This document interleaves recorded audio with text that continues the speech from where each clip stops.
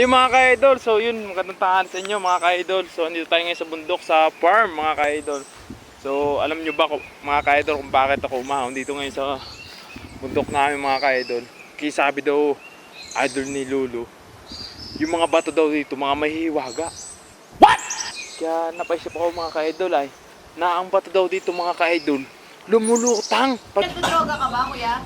Paano masabi? Binato mo siya mga ka-idol. Kaya bilis akong umahon kasi nakwentuhan ako ni Lolo kagabi.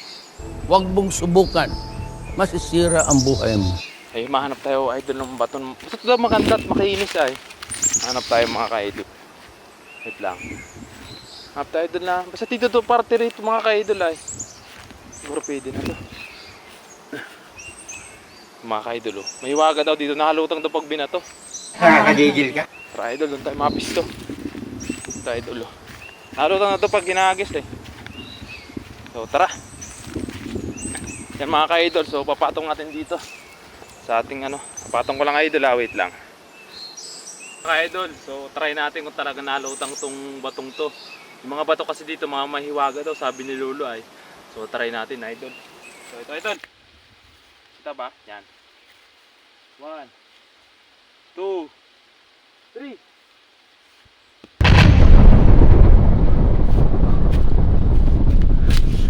Putik yan.